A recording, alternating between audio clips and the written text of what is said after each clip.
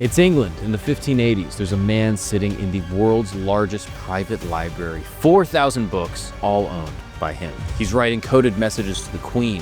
He's using the signature 007. He's convinced that he can talk to angels, and he might be the first international spy in history. The man is John Dee, the smartest man in England, who was also maybe the most gullible. He's a devout Christian who dabbled in the occult. He's a mathematician that believes in magic, and he's the Queen's most trusted advisor, who may have been duped by a world-class con man posing as a friend. He even coined the term the British Empire and taught navigation to the explorers who built it. This dude is absolutely fascinating. And we literally wouldn't have the world as we know today without him. And centuries later, he has captivated occultists and historians and novelists alike. Everyone wants to know about John Dee. And today, so will you. We're diving into the world of the man who showed us that genius and delusion can exist in the same brilliant but complicated mind. So sit back, relax, and welcome to camp.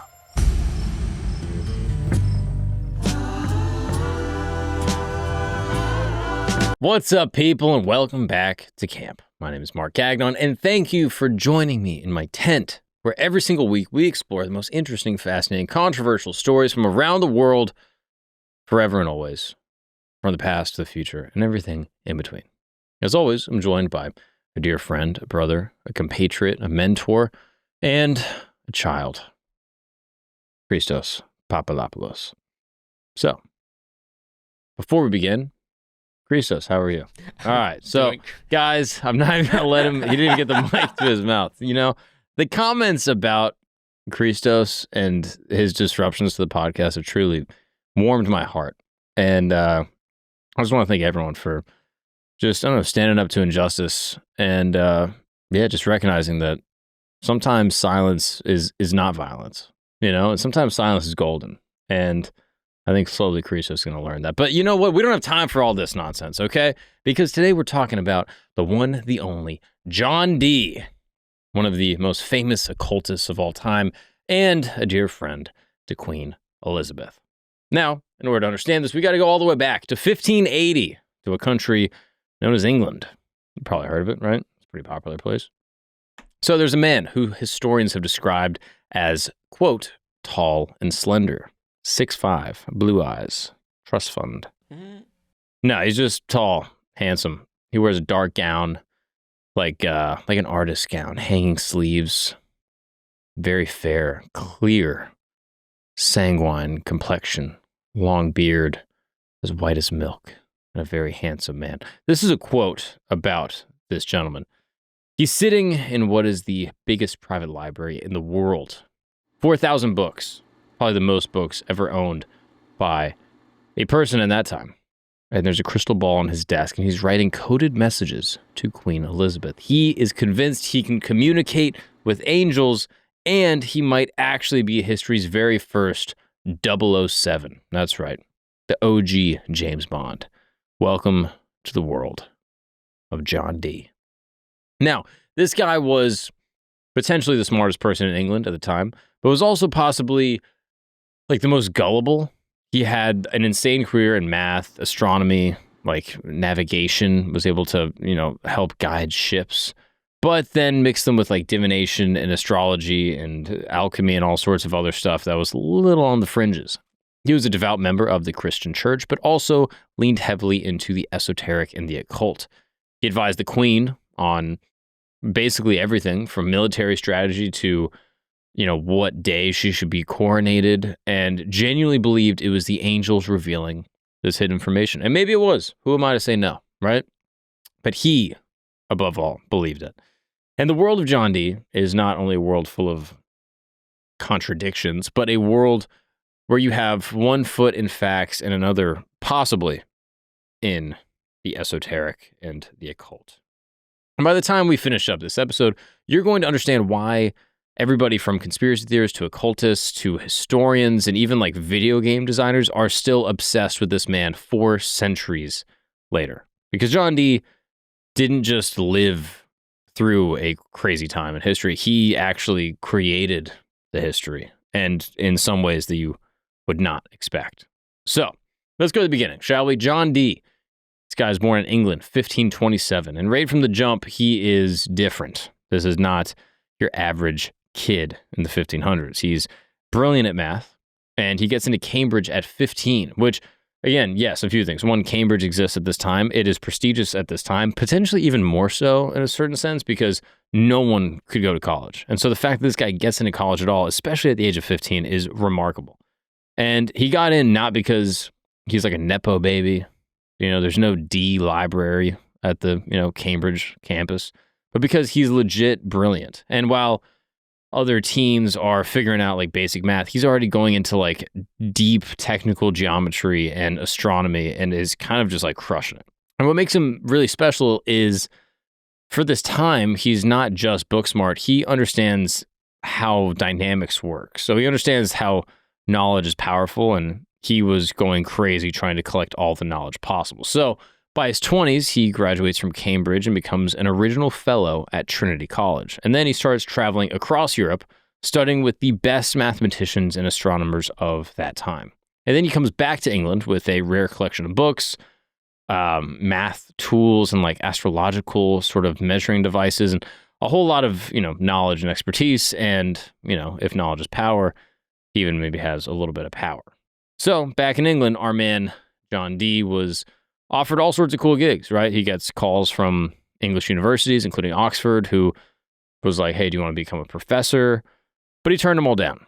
And some say it's because he disapproved of how these universities were sort of prioritizing their subjects, and that, some of these schools had like full-on like grammar classes, and, they were trying to put like certain things more important than things that John Dee thought was, important. For example, putting grammar above philosophy felt like an affront to him. But others theorized that it might have been that Dee was holding out for, a bigger offer, and that was landing a role with the Queen. Now, Queen Mary I was not exactly, like a good time kind of gal, right? She was a little, trigger happy with the Protestants. She was a devout Catholic herself, so obviously, shout out to her. And didn't offer a ton of wiggle room when it came to punishing anybody who fell outside of her Catholic lifestyle. So Dee didn't exactly make a great first impression with Her Majesty.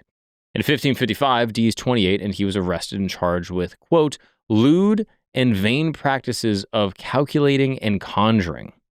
Now, what happened was Dee had cast horoscopes of Queen Mary and Princess Elizabeth. To anyone who isn't familiar with this practice, it's not a curse, it's not witchcraft, and it's not necessarily going to hurt you, so to speak. I mean, that's just my opinion. Some people think differently. But a horoscope is just a map of the positions of the sun, the moon, and the stars at the time of a specific event. So, for example, someone's birth. And it can tell you unique things about that person's, character, or, give you an idea of what might happen in their lifetime. And again, this is the idea behind the people that believe it. This is not something I subscribe to, but some people do. And, lots of ancient cultures had some type of belief system around this loose philosophy that, we call astrology. And they believed that, the moment that you were born and where the stars were kind of dictate something about you. And, white women love it. All that to say, horoscopes are, relatively harmless, right? They can be used as a method of divination, which is, maybe a little less harmless, but that's a different topic. So divination isn't just, like a class you would take at Hogwarts. It's actually, according to occultists, a real form of witchcraft. It's a method that occultists use to gain insights into a situation by using supernatural means. So, they can read signs or omens, or try to communicate with spirits, or interpret their findings as messages, things like that. So in that context, you can see why the church and the English crown were obviously not so cool with John Dee's little magic trick back in the day. So these charges of conjuring and treason against Queen Mary were brought against John Dee, forcing him to appear in the court of the Royal Palace of Westminster, also called the Court of Star Chamber. First off, great name. Hilarious. Like, there's a guy practicing astrology, and you're like, dude, you're going to the Star Chamber court. You'd be like, dude, this is kind of ideal. It sounds like George Lucas named it. Anyway, John Dee exonerated himself, but was turned over to a man named Bonner, who was a Catholic bishop who would be in charge of giving Dee, quote, a religious examination. But wouldn't you know it, Bonner was one of Dee's good buddies, which probably helped with getting some of the charges dropped. In fact, it's reported that after this little incident, Dee actually became Bonner's chaplain. So, pretty good save right there, right? So Dee wasn't ever really able to win his way back into the good graces with Queen Mary. He approached her in 1556 again with an idea to preserve old books and manuscripts and records and, kind of like a vision to establish like a national library. But even though it was a good idea, Mary was not interested, maybe because she didn't like the idea, or maybe she didn't like old John Dee, who, probably left a bad taste in her mouth from the year before. But don't worry, because Dee wouldn't be blacklisted forever. Elizabeth, Princess Elizabeth, becomes queen in 1558, and she is not like her mother. She's young, unmarried, and half of Europe thinks that she has absolutely no business running England at all. And she needs advisors who she can trust. But more importantly, she needs advisors who will give her a little bit of an edge. And this is John Dee's chance. Now, if you remember our episode on Grigory Rasputin, a lot of this probably sounds familiar, but not to deviate too much. The first thing that Elizabeth asks John Dee to do is pick the perfect date for her coronation, not based on politics or the weather, but based on star alignments. And Dee, he delivers. He uses astrology to choose January 15th, 1559. Elizabeth is so impressed that she goes as far as to make John Dee her advisor. And from then on, Dee was Elizabeth's secret weapon. When English explorers wanted to sail to the New World, they came to Dee for navigation techniques. When the Queen needed to justify England's territorial claims, Dee wrote the propaganda. And when military commanders needed strategic advice, who did they go to? But calling him the Queen's advisor really, it doesn't fully capture everything that John Dee was doing for this woman. Dee was running something closer to like a one-man think tank thing. Like he was analyzing maps and then trade routes and then helping England basically just like do everything on a world stage. He was handpicking sailors and teaching them navigation stuff. He was training, preparing them how to expand the colonies. And this was a project in particular that John Dee was very excited about. Dee was actually the first guy to coin the term British Empire, publishing it in one of the many books that he wrote. The guy becomes so essential that when other European courts want to understand what England is planning, they try to recruit Dee. And here's the crazy part, they succeed. Kind of. Dee starts traveling across Europe, meeting with emperors and monarchs and princes, all while technically still working for Queen Elizabeth, which brings us to this library idea, the one he built for himself when Mary turned down his original idea. 4,000 books. It doesn't sound like a ton today, right? But in the 1570s, that's more books than most universities or any private collection or really anyone else in the world, any government, anything like that. And Dee's collection had become so legendary, and the resources inside the library were so valuable that scholars would travel from across Europe just to access John Dee's private collection. He's basically running the Google of the Renaissance out of his home. Emergency broadcast. Guys, we have a brand new channel dropping. It is Mark Gagnon Comedy, and we're going to be putting all my stand-up right there, as well as a new show we call You Asked for This. We pass out note cards to the audience, and they submit suggestions that then get put into a bucket, and then me and a friend, we will draw them out and riff on them, whether it's a current event or maybe a personal story that happened to someone in the audience. Whatever it is, we get to the bottom of it. So, if you're interested in checking out the channel, you can click the link in the description. Please subscribe. It really, really helps everything work, especially after the show comes out. Checking out the episodes and supporting is massive. We really appreciate it. You can check it out there. It is You Asked for This is the name of the segment, and the channel is Mark Gagnon Comedy. We'll see you guys in the new spot. Thank you so much for always supporting, and we'll see you next time. Let's get back to the show. So by 1581, Dee got everything a man could want. He's the Queen's most trusted advisor. He created, basically by himself, the biggest library in England, and European royalty is treating him like a rock star. But apparently, this success was just not enough. So being the smartest guy in England and one of the most sought-after advisors in Europe, John Dee wanted more. You see, from childhood, John Dee knew that there was more to the universe than what we could see. He studied math, science, astronomy, but he believed that these things were not one-off little subjects, he thought that they were all connected, and that by studying nature in these ways, he could uncover the secrets about the universe and potentially even about God himself. And even with all his knowledge and all this power, as we talked about before, Dee knew that there was something that he was missing, and that is ultimately what he wanted. He didn't just want to know about the universe, he wanted to know how it worked, and he wanted to know more than answers. He wanted this divine wisdom, and he wanted to talk to God.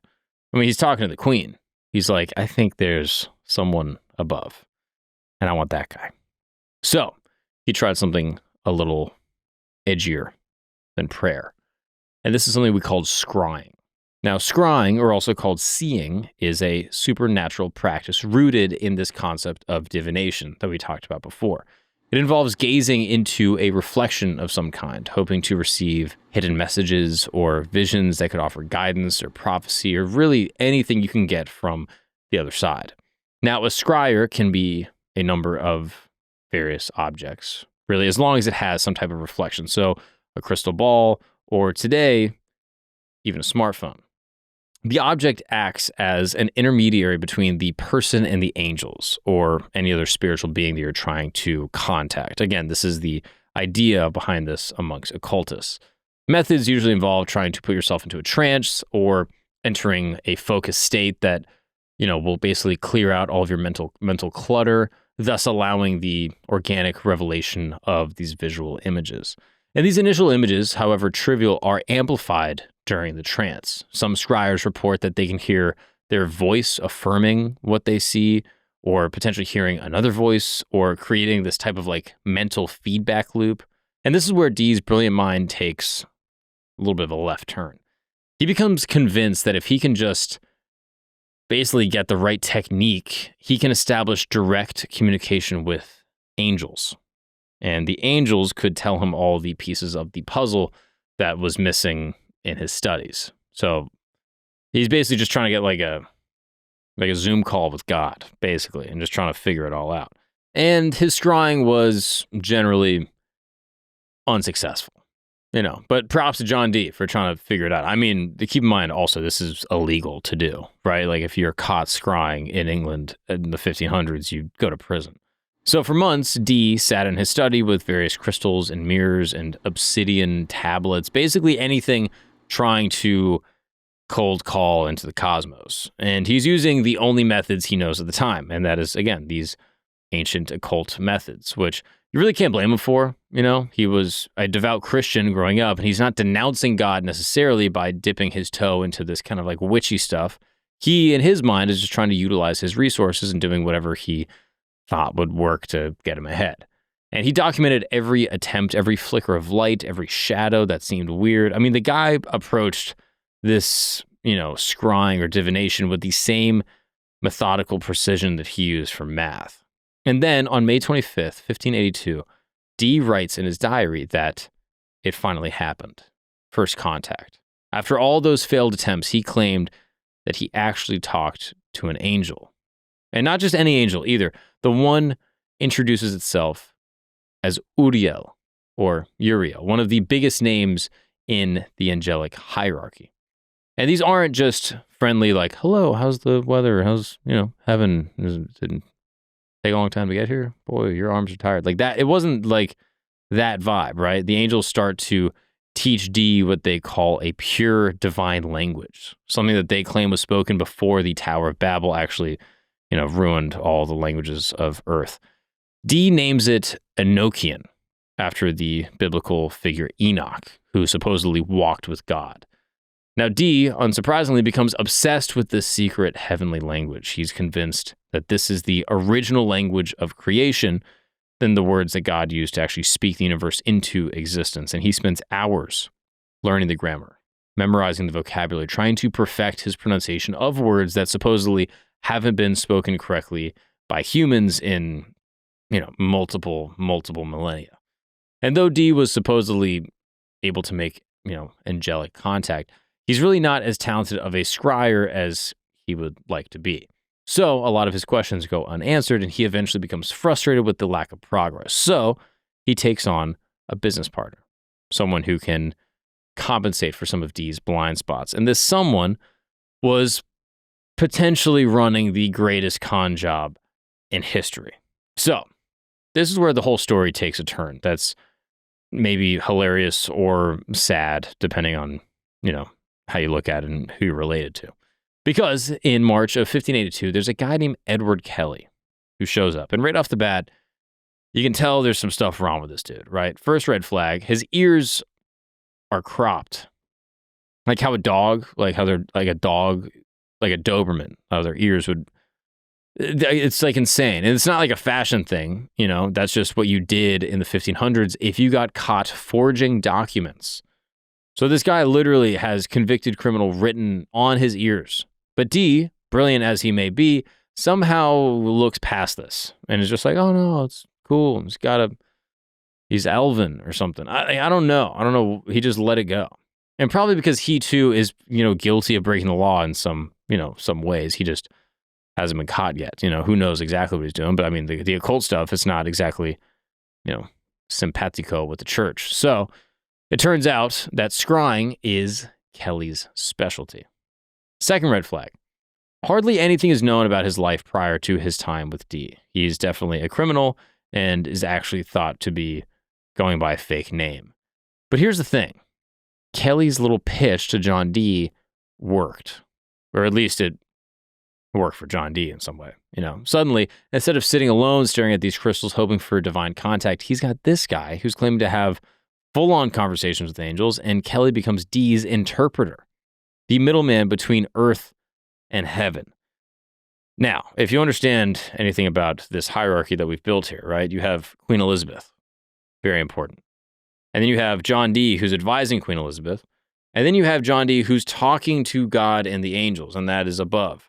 But now, who is the intermediary between John Dee and the gods and the angels? Is this guy, Edward Kelley. Now, if you're looking at my little chart here, that puts this guy above the queen.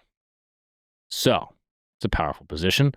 Now, according to Kelley, the angels don't just speak to him, they speak in that same Enochian language that Dee has been trying to learn. And Kelley claims that he can see these celestial beings in the clear crystals, and he can hear their voices and translate their messages. And it's like having this actual angelic translator, except this translator is a convicted con man, which, crazily enough, is still not an issue.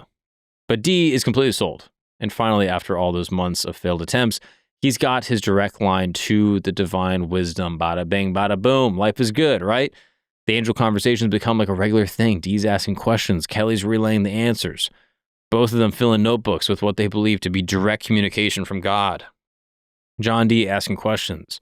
What do I do? Like, how much do I pay Kelley? And Kelley's like, the angel said, give me a raise. Like, it's crazy. So now most people, would maybe have like a few chats with, God or angels, and they'd call it a day. They'd be like, all right, cool. Got all my answers. I got all my answers, ask some questions, move on. But Dee, as, the nerd that he is, goes full academic. And he's filling thousands of pages with detailed transcripts of every angelic conversation. And I mean, like meticulous records, who said what, when they said it, what it all means. And the angels are not just chatting about heaven either. According to Dee's notes, they're giving him instructions about reforming Christianity, uniting all the world's religions, creating a new spiritual order. They're telling him he's been chosen for this massive divine mission to transform the human understanding of God. And what makes this even crazier is that Dee isn't keeping this to himself. He starts incorporating his angelic revelations into his work for the Queen. And he's telling Elizabeth that his supernatural contacts are giving him sort of strategic insight for England and the Empire. Now, the daily records that Dee kept are crazy to read, frankly. I mean, they're included in some of the books he published, including his personal diaries. And, the documents are not just the, conversations, but like the angels' personalities. Some are apparently more chatty.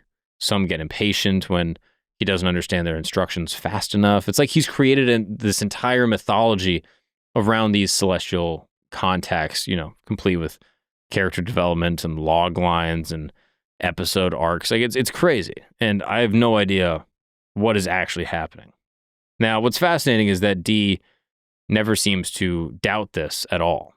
this brilliant mathematician, this, royal advisor, global sensation, sweetheart of Europe, is absolutely convinced that he's selected by the cosmos for the most important mission in human history. And he doesn't really ever stop to think, like, is this legit? Is this really divine? Now, looking back, it's, there's a few different stories of what's happening, right? Kelley is out there making this stuff up as he goes along and is pulling off one of history's most, elaborate gaslighting operations. And modern cryptographers who studied the Enochian language think that it shows signs of being artificially constructed. But the real question is whether Dee was in on it or if he was somehow conned by this guy, Edward Kelley. What's up, guys? We're going to take a break really quick because I got to tell you a story. Imagine you're sitting in your house. It's cold outside. It's a little snowy. And you're like, man, I just want a panini. So you go and you order it, from DoorDash or something like that. And it never gets to you. You're looking at the app. You're like, dude, it's been 4 hours. Where's my panini? You're calling. No one answers. Well, this is a true story that happened. There was a woman, a client, that was working as a DoorDash driver, and she slipped and fell on an icy walkway outside of a Panera Bread in Fort Wayne, Indiana. She breaks her elbow, which leads to surgery and hardware having to get inserted into her arm. She can't work. And originally, she sues Panera, and Panera was like, okay, we'll give you like $125,000. But then the good people over at Morgan & Morgan fought for her and got her the $1 million verdict that she deserved. Yes. If you never heard of them, Morgan & Morgan is America's largest injury law firm. Yes, and they're that way for a reason. They've been fighting for the people for over 35 years. Now, I'll be honest, if I ordered, a panini and the woman gets paid $1 million because she slipped, I mean, it's a tragic thing to happen, of course, but I deserve a little bit of that.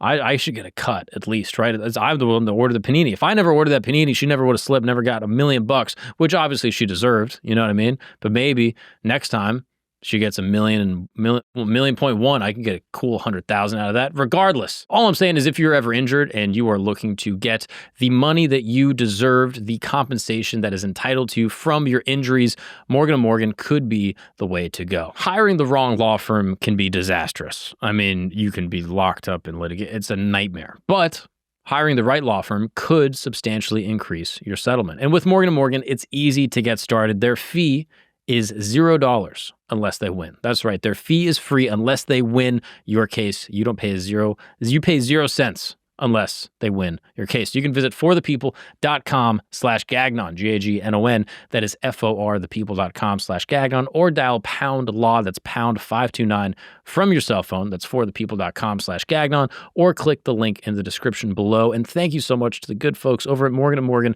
for sponsoring this program and making this show possible with this paid advertisement. Well, let's get back to the show. And then Dee and Kelley decide to take their show on the road. So by 1584, the angels, quote unquote, start giving them some strange or unconventional instructions. Now, if at this point you're like, dude, maybe they legit are talking to angels, I respect that. Like, I'm not fully sold that that's not what's happening. It's possible. Who knows, right? But this is where things kind of take a break. Kelley breaks it to Dee that the angels want the guys to share everything, literally everything, including their wives. Yeah. I mean, this guy, Edward Kelley, is just a genius. He says, look, I've been talking to the angels, and they do want me to dog your wife out from the back. And Kelley convinces Dee that refusing this would be disobeying God. I mean, Dee, as you can imagine, he's not stoked about this, but he goes along with it. Not because he's into it. Again, he's trading places, you know what I mean? Like, he's hitting Edward Kelley's little shorty, putting her face in a pillow, but he's not happy about it. And you can hear his wife getting dogged in the other room, just like, what the fuck? Like, why do the angels need me to do this? Why is this a part of this whole cosmic drama, right? Again, he's worried that the angels are going to stop talking to him, and if the angels stop talking to him, he's going to lose his position as a royal advisor. He has to do this to save the British Empire, dude. You wouldn't do that? Would you rather become one of the richest men in Europe and be an advisor to the most powerful monarch in the entire continent and get your wife dogged out, or keep your wife and, just be a little peasant? Well, This was John Dee's real life. Jane, his wife, was also not stoked, as you can imagine. But eventually she went along with it.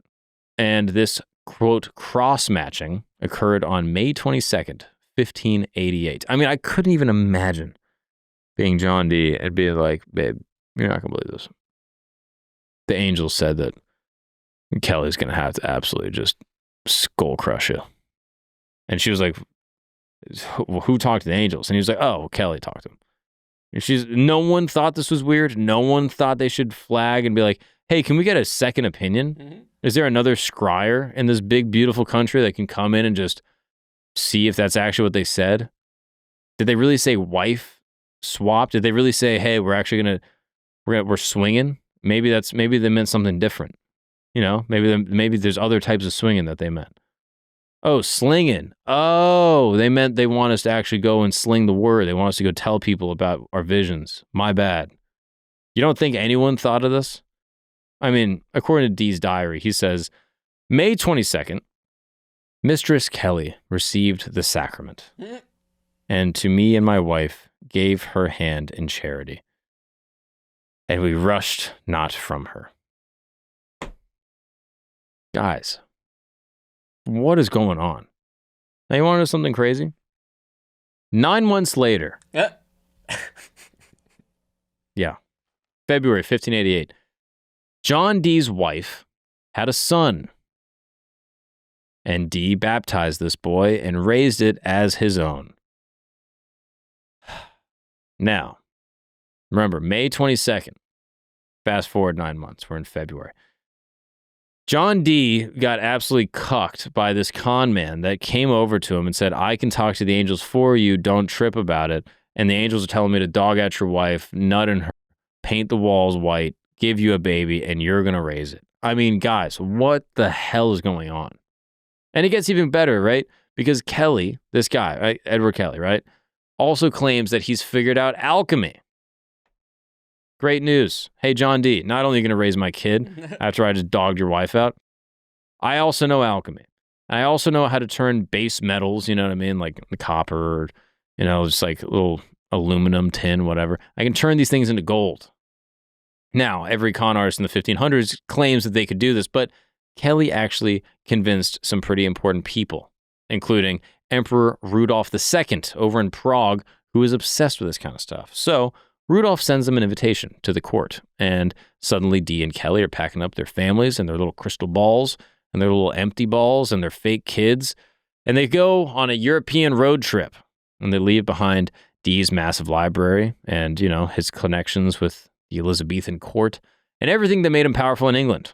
And the queen is like, hey, where are you going? And he's like, look, I got to go. You know, I got a meeting. And she's like, what's the meeting? Like, oh, it's with this guy about turning metal into gold. And we talked to the angels and they said it was cool. And this guy, Kelley, said that, you know, he gave me all the stuff. So literally Kelley tricks this guy into leaving his entire family and leaving his job and leaving his library. And this whole partnership is the perfect storm of Dee's genuine spiritual seeking, you know, with Kelley's opportunistic scheming. I mean, it's just a match made in heaven. Dee wants to serve God and unlock divine secrets and get his wife blasted. Kelley wants money and status and probably finds it amusing that he can, you know, just bend over this guy's beautiful babe. Now, while Dee is busy, you know, being super gullible and just getting absolutely cucked, his time on the road is not a total waste. So Dee might have, at this point, potentially become a spy. Now, this is where things get interesting. Potentially, this is not confirmed, but allegedly, it's possible that he was running an espionage operation and potentially one of the first in European history. And the best part, he may have been using his reputation as this mystical weirdo as the cover. So picture this, 1580s, all right? European politics are a mess. Spain wants to crush the Protestants in England, and France is dealing with religious civil wars, and the Holy Roman Empire is basically crumbling. And in the middle of all this chaos, you got John Dee and his wife, you know, full of that good stuff from his buddy, traveling around Europe and supposedly chasing these angels in conversation and trying to talk to different monarchs about how to turn metal into gold. but also he might be collecting intelligence. So here's what we know for sure. Dee signed his most sensitive letters to Queen Elizabeth with 3 numbers, 0, 0, 7. Now, these are not random numbers. The 2 zeros mean for your eyes only, and the 7 was his personal lucky number. So yeah, Ian Fleming, you ever heard of that guy? Absolute con artist, that Ian Fleming. He didn't invent 007. He borrowed it from the 16th century mathematician who used it as his coded signature. Now, think about Dee's cover story here, right?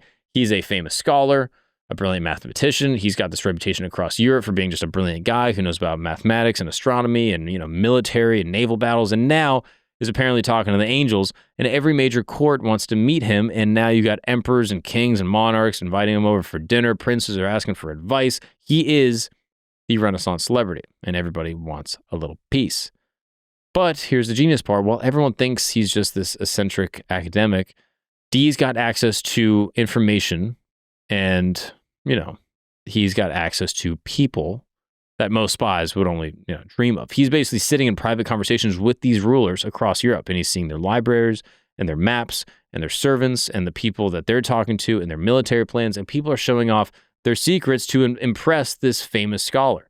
So let's go back to this trip to Prague, right? Officially, they're there because Emperor Rudolph II wants to learn about alchemy and angel magic and scrying and all that stuff. But Prague is, in some ways, the heart of the Holy Roman Empire. It's where all the major political decisions for Central Europe get made, and Dee spends months there, meeting with nobles and diplomats and military commanders, not just from Prague, but from all over. And you think he's not paying attention to what Spain is planning or what the Catholic League is up to?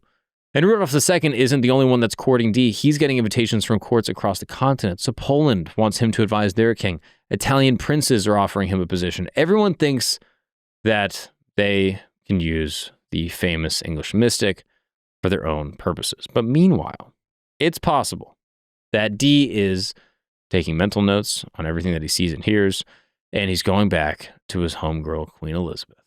And the timing is, in some ways, too perfect to be coincidental. You see, Dee's European travels happen right when England needs intelligence about Catholic plots against Elizabeth. And the Spanish are planning invasions, the Pope is encouraging some assassination attempts, various European powers are scheming to put Mary, Queen of Scots, on the English throne, and right in the middle of all of this political chaos, you have this tall, slender little cuck named John Dee wandering around Europe with access to basically anyone that matters. So even his partnership with Kelley starts to make some more sense from this angle. Maybe Dee needed a partner who, could potentially help him sell the mystical cover story while he was able to focus on intelligence gathering. Kelley got this showman personality, and, he's able to, sell, and he can put on a good performance with the crystal ball, and he keeps these nobles entertained while Dee is potentially observing things or walking around or talking to people or even just jotting down some thoughts. It's a theory. Interesting one, for sure. Now, what's brilliant, though, is that nobody would suspect him, right? It's kind of the perfect cover. Who's going to think that someone that's obsessed with, supernatural conversations is actually running this covert intelligence operation? You see, John Dee gets written off as a eccentric guy, which gives him the freedom to travel and ask questions and build these relationships without anyone being any wiser. Now, we'll probably never know for sure just how much of Dee's mystical pursuits were genuine and what was a cover for espionage work, if any of it at all. And maybe he really did believe in these angels and what happened to be, this great intelligence gathering operation. Or maybe it was, this just the spy stuff all along, and that he never believed any of these supernatural revelations at all. I mean, that one, I think, if you're going to let your wife get smashed, I don't think that's true. But either way, Dee's moment in the spotlight with all that royal favor is about to disappear. And when it does, everything about this guy's life falls apart. What's up, guys? We're going to take a break really quick because you need better sleep. I mean, if you're like me, you'll probably wake up feeling exhausted. You miss your workout. You're drinking too much coffee. You feel wired the whole day because you're just shocking your nervous system. And the problem is that sometimes you don't sleep great, and the sleep supplements that you do take are probably packed with melatonin oftentimes 10 times the melatonin that your body actually produces. So as a result, you end up feeling more groggy and worse than you did before because this melatonin is knocking you out and you're not able to wake up easily. It's a big problem. And that's why Sleep Dust came into the market, because they saw this issue, and instead of knocking you out with massive doses of melatonin, it works with your body using 5 clinically backed all-natural ingredients. That includes magnesium glycinate, which is amazing for sleep. I take it every single night, L-theanine, glycine, and a microdose of melatonin that actually matches what your body makes. So as a result, you fall asleep faster, you sleep deeper, and you wake up refreshed and ready to crush your day. Sleep Dust is third-party tested, contains no sugar, artificial ingredients, and it's made right here in the US of A. They are so confident that it will work for you and it'll help you sleep that they offer free shipping, and they back it with a 60-day money-back guarantee. Now, I love this because all of these things are amazing. I'm already taking magnesium glycinate. I'm already taking L-theanine. And I mean, sure, you could buy all of these supplements independently, or you could save money and time just by getting Sleep Dust. So if you are curious, you can go to www.sleep-dust.com. That is SLEEP-DUST.com. And you can use the code SLEEP for 20% off. That is sleep-dust.com. Use the code SLEEP for 20% off. And look, if you don't like it, you got a 60-day money-back guarantee. That is how confident they are. So go check them out, and thank you so much for supporting the show. We got the link in the description. Now let's get back to it. So first is the alchemy thing. You see, this alchemy thing is a real problem because Kelley keeps promising Rudolph II that he can turn lead into gold, and somehow he never quite manages to pull it off. The emperor starts getting impatient, and suddenly Kelley goes from, honored guest to suspicious character really quick. So by 1586, the whole Prague adventure thing is kind of souring, and Kelley is starting to panic about what happens when this con finally gets exposed. Meanwhile, Dee is getting letters from England that aren't exactly encouraging. You see, the political climate back home is shifting. Elizabeth's courts have moved on from the whole, let's consult our mystical advisor phase, and are getting much more practical and concerned with actual political scientists and scholars of the time. There are even some rumors that, the Queen's newer pals think that Dee's supernatural thing is too far and this guy's too eccentric and, he's lost it.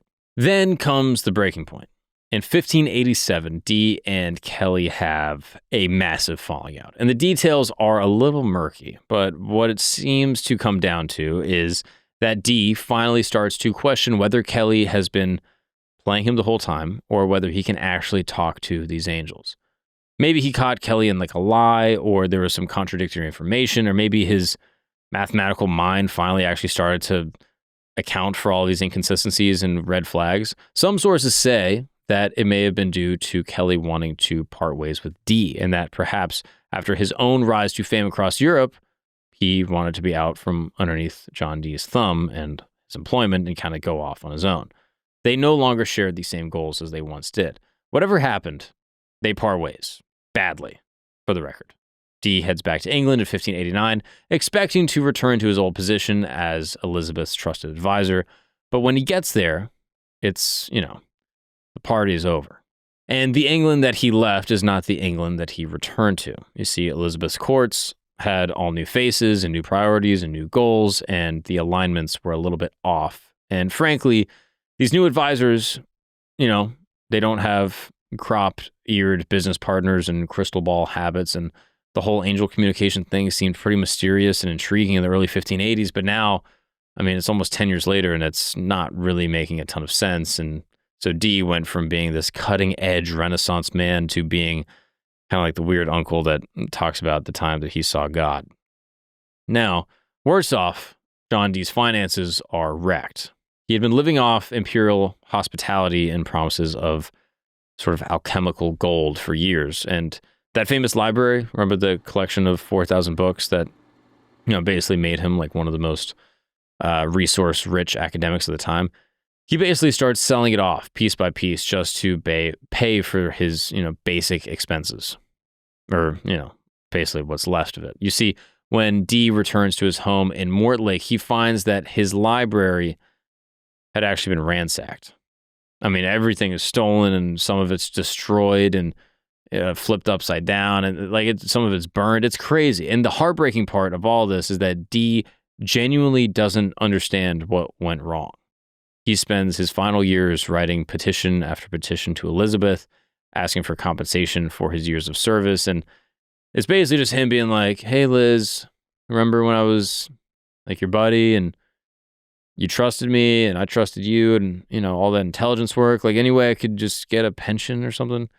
But Elizabeth was not interested in acknowledging whatever spy work Dee may or may not have done. It's possibly too politically risky, or maybe it was all, fake to begin with. And, all those angel conversations, well, those are definitely not something that the courts want to be associated with at all. So Dee gets the royal equivalent of, getting left on red. Mm-hmm. And the only thing that Elizabeth does end up doing for Dee is making him the warden of Christ College in Manchester, where he's not even really respected by his fellows. And meanwhile, Kelley's story ends exactly how you would expect a con artist story to end. He gets imprisoned by Rudolph II, probably for failing to deliver on those gold promises. And by 1597, he tries to escape from his tower prison and falls to his death. And now, whether this is an accident or a suicide or he's murdered, no one really knows, but it is a fitting end for someone who'd been, cheating and running cons his entire adult life. Now, Dee sticks around until 1608, and by all accounts, he dies in poverty. This guy who had once been one of, Europe's most powerful and connected people ends up, in some ways, forgotten, obsolete, broke, and, taking care of someone else's kid. But here's what gets me. According to the people who knew him in his final years, he never stopped believing. So right up until the end, he was convinced that he had been chosen by God for a grand mission. Here we go. Any minute now. All the angels, all that stuff, it's all real. Everything that he had done had the cosmic significance. And the remainder of that giant library, one of the, greatest intellectual treasures in Europe, it's just scattered into the winds. Some books end up in other collections or sold to random buyers or just disappear and are completely stolen. It's like the Renaissance equivalent of like the Library of Alexandria, right? Except it's not fire or war that gets rid of it. It's just neglect and poverty. And by the time Dee dies, most people had forgotten why he was ever important in the first place. So even in his own lifetime, people kind of lose scope of what this guy did or who he was. And he goes from being this legendary figure to being kind of just a cautionary tale about what happens when brilliant people get in over their heads and buy into things that are tough to prove, especially things that they can't control. It's after this that the world kind of starts to separate the world of science and spirituality even more. But in some ways, John Dee, despite being gone, is not forgotten in the modern day. And I think a lot of people see this guy and are influenced by him, not necessarily with his death, and I don't think that his influence died with him. You see, after he died, people kept on finding John Dee's stuff and those detailed records of the conversations with angels that seemed embarrassing. Occultists in the 18 and 1900s discovered them, and they went crazy. And they decided that Dee had actually cracked the code for supernatural communication. The Golden Dawn is one of the most influential magical societies in history, and they built entire rituals around Dee's Enochian system. Aleister Crowley, probably one of the most famous occultists in the 20th century, claimed that he continued John Dee's work. Modern chaos magicians still use techniques that they think John Dee invented, and there are still people today who genuinely believe that you can summon angels by using methods that this 16th century mathematician wrote down. And it's not just occultists. I mean, conspiracy theorists love John Dee because of the whole 007 thing. They see him as proof of, these British intelligence services that have been running supernatural operations and using God to see through walls and get intelligence on people. Some people think that MI6 still uses these techniques that John Dee developed. Who knows?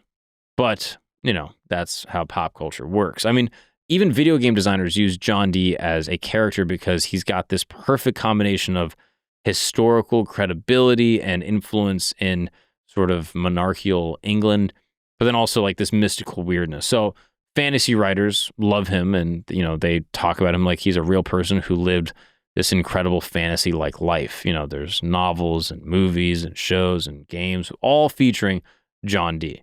And in some other ways, he made legitimate discoveries. John Dee contributed massively to, science, astronomy, mathematics, like all sorts of things that people still use today in legit ways. He was a huge supporter of the British Empire and coined the term himself, and was really instrumental in a lot of ways with setting up Britain's colonies at the time.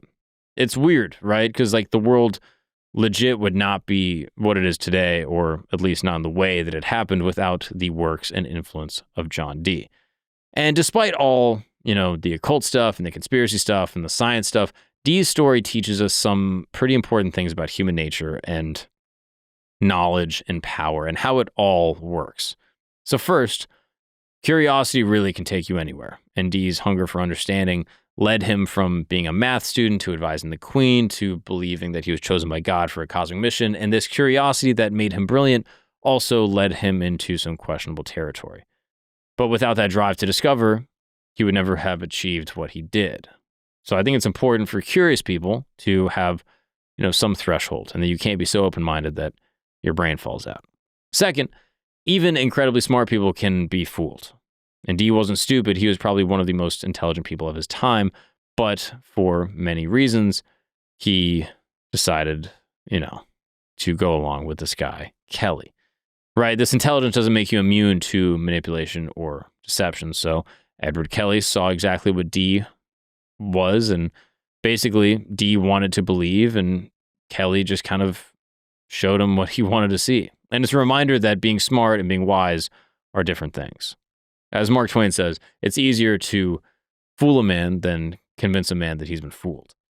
Now, third, that I think we can take away from John Dee's story is that your network is really everything, right? It's not what you know, it's who you know. It's not about the grades you make, it's about the hands you shake.